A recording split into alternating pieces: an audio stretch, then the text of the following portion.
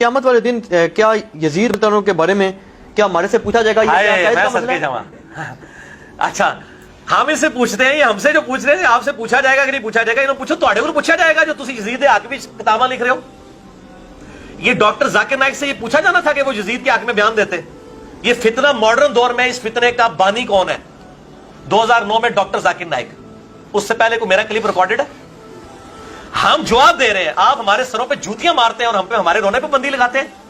پنگا لیندے ہو تسی جو پنجابی کے اندر ہے، اسی تو جواب دینا ہے، ہم تو جواب دینے والے ہیں نا۔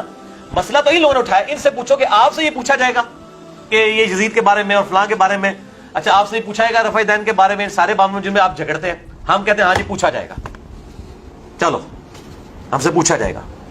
یہ سوال قیامت والے دن ہوگا آپ سے؟ بالکل ہوگا سوال، ہم سے ہوگا سوال، کیوں نہیں ہوگا سوال؟ سوال ہوگا۔ کس طرح ہوگا؟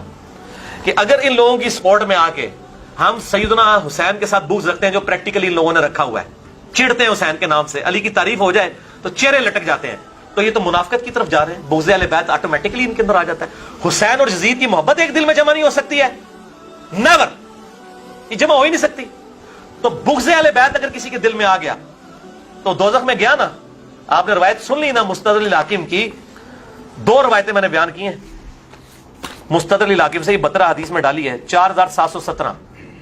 اللہ کی قسم ہم اہل بیت سے جو بغض رکھے گا اللہ اسے ضرور دوزخ میں داخل کرے گا۔ اور دوسری روایت بڑی خطرناک ہے، 4712، شیخ البانی نے بھی نقل کی ہے سلسلہ احادیث صحیحہ میں 2488، کہ اگر کوئی شخص حجر اسود اور مقام ابراہیم کے درمیان نمازیں پڑھتا رہے اور روزانہ روزہ رکھے تب بھی وہ دوزخ۔ بھائی میری نمازاں سٹیک تے لگ جانی ہیں، اہل بیت دی بغض دینا، تسی کہنا پوچھا نہیں جائے گا؟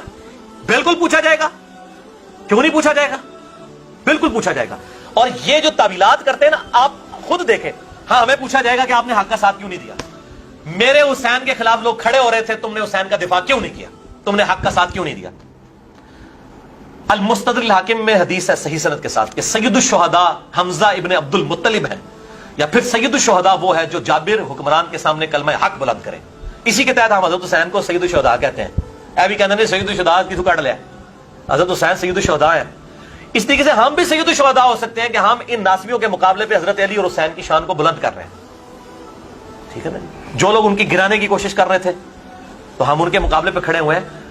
صحیح مسلم میں حدیث ہے، اس میں نے ڈالی ہے کہ اگر تم برائی کو دیکھو ہاتھ سے روکو، ہاتھ سے نہیں روک سکتے زبان سے روکو، زبان سے نہیں روک سکتے تو دل میں برا جانو، اور ذالک اضعف الایمان۔ صحیح مسلم کتاب الایمان 177 اور 179 نمبر حدیث۔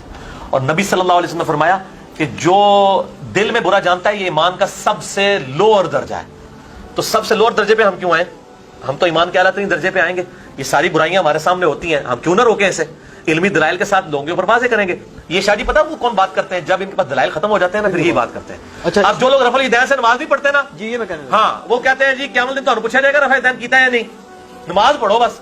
اب ان کو پتا ہے کہ رفع الیدین ہماری موت ہے، ان ناسبیوں کو پتا ہے کہ بخاری مسلم ہماری موت ہے، لہٰذا اس طریقے سے کرو۔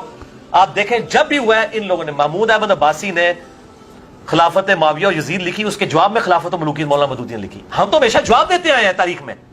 عبد المغیث یزیدی نے ابن جوزی کے دور میں یزید کے حق میں کتاب لکھی تو ابن جوزی نے جواب دیا۔ یہ منوس جب اٹھتے ہیں اسی وقت یہ بات کی جاتی ہے نا، ہم تو جواب دے رہے ہیں۔ ذاکر نائک کے خلاف کیوں نہیں بولتے ہیں؟ اس کو کیوں نہیں سمجھاتے ہیں کہ تجھ سے پوچھا جائے گا؟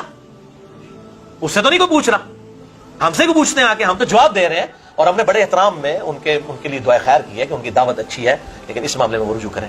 تو یہ خود ساری کتابیں کرتے ہیں۔ یہ منہاج السنہ جو ابن تیمیہ نے لکھی ہے، یہ اللہ نے پوچھنا تھا تو نے یہ کتاب لکھنی ہے کہ نہیں، چھوڑ دے۔ ہر بندہ یہ خود تقریریں سارے ریکارڈ کریں، ہمیں کہتے پوچھا، بالکل پوچھا جائے گا۔ اللہ یہ پوچھے گا کہ برائی کو ہاتھ سے روکا کہ نہیں، اور زبان سے روکا کہ نہیں، اور دل میں تو کہا ذالک ضعف الایمان۔ ہم تو بھائی اعلیٰ ترین ایمان کے درجے پہ۔ آپ نے بات کی تو میں ایک بات ضروری کر